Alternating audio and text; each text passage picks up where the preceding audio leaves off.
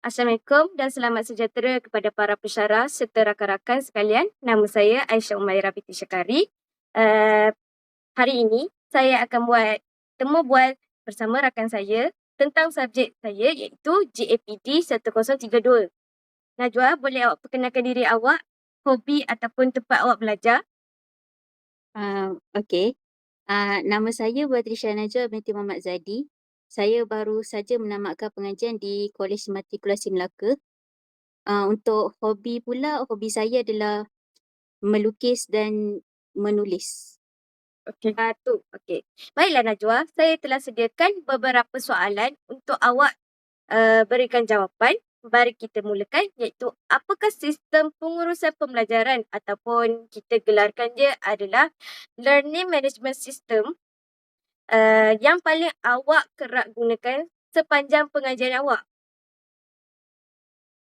Okey. Sistem pengajaran yang saya kerap gunakan semasa pengajian saya adalah Google Classroom.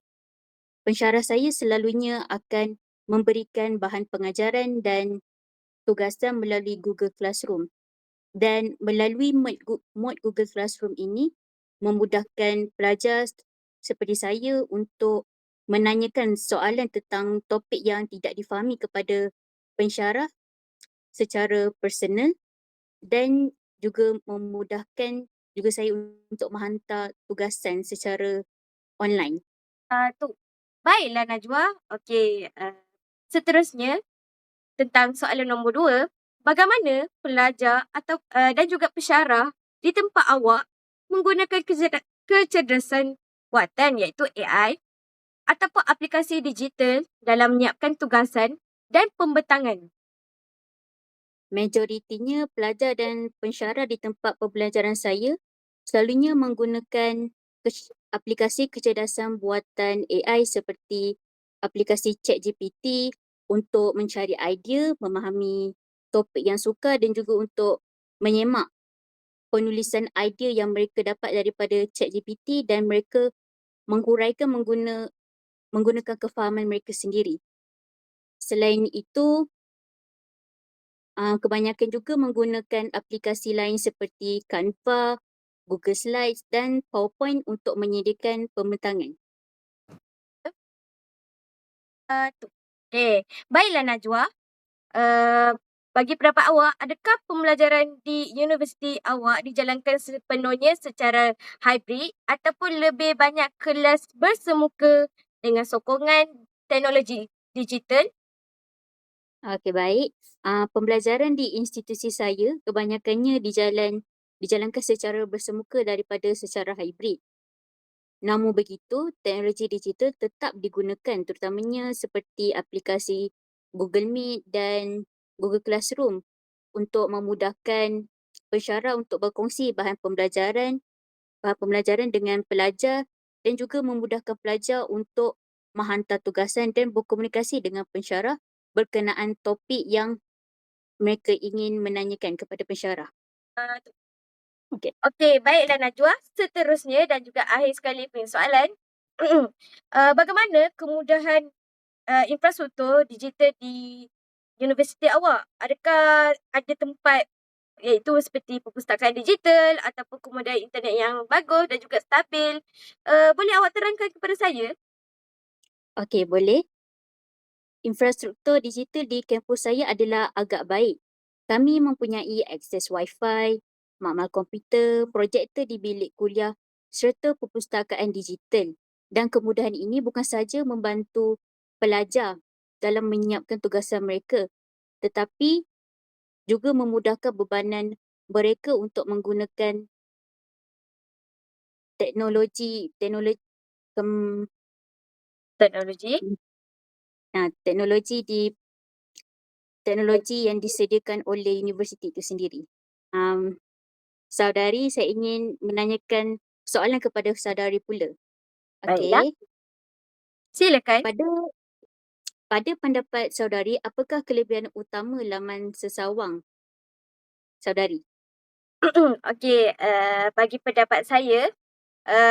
laman bagi pendapat saya kan, laman sesawang saya, kelebihan dia yang saya boleh lihat terhadap laman seseorang yang saya hasilkan melalui subjek iaitu JAPD 1032 adalah pada pendapat saya laman seseorang ini sangatlah membantu kepada para pensyarah and also pada para murid and also bakal guru sebenarnya, kerana ia mempunyai beberapa nota, tugasan dan juga bahan rujukan dan pautan pembelajaran digital yang disusun di satu tempat. Ini dapat memudahkan pelajar dan juga bakal cikgu mendapatkan maklumat dengan cepat serta belajar mengikut masa sendiri. Baiklah, ada soalan lain? Okey. Seterusnya, apakah kekurangan yang saudari lihat pada laman sesawan tersebut? Bagi pendapat saya, kekurangan yang saya dapat lihat ketika menghasilkan laman sesawang itu adalah antara kekurangannya ialah sesetengah kandungan agak padat dan juga banyak maklumat yang dipaparkan dalam satu halaman. Dan hal ini boleh menyebabkan pengguna mengambil masa untuk mencari maklumat yang diperlukan agak lambat. Dan pada pendapat saya pula, ketika saya menghasilkannya, saya ada... Sekejap ya. Pada pendapat saya, ketika saya menghasilkan laman sesawang ini, saya ada masalah untuk menguruskan masa saya dengan tugasan yang lain. Kerana menghasilkan laman sesawang ini bukannya senang dan ia tidak akan habis dengan pada waktu yang cepat. Saya perlu menambahkan lagi rujukan saya, bahan nota dan juga pautan aplikasi supaya ia berjalan dengan lancar. Dan juga salah satu kekurangan yang saya nampak pada laman sesawang saya adalah terdapatnya kadang-kadang apabila internet tidak stabil dan juga tidak berfungsi dengan bagus, para pelajar and also guru dan juga bakal guru akan menghadapi pelbagai masalah untuk merujuk balik bahan nota yang ada di dalam laman sesawang itu. Baiklah. Baik. Mm-mm. Okey. Apakah cabaran lain yang mungkin dihadapi oleh pelajar semasa menggunakan laman sesawang saudari? Baiklah, dari pandangan saya, cabaran yang mungkin dihadapi oleh pelajar ketika menggunakan laman sesawang saya adalah masalah capaian internet yang kurang stabil yang seperti saya ceritakan tadi. Selain itu juga, terdapat juga pelajar yang kurang mahir menggunakan teknologi digital ataupun aplikasi ataupun device itu tersendiri. Menyebabkan mereka memerlukan sedikit masa yang agak lama untuk membiasakan diri mereka untuk menggunakan fungsi-fungsi aplikasi itu ataupun bahan rujukan digital yang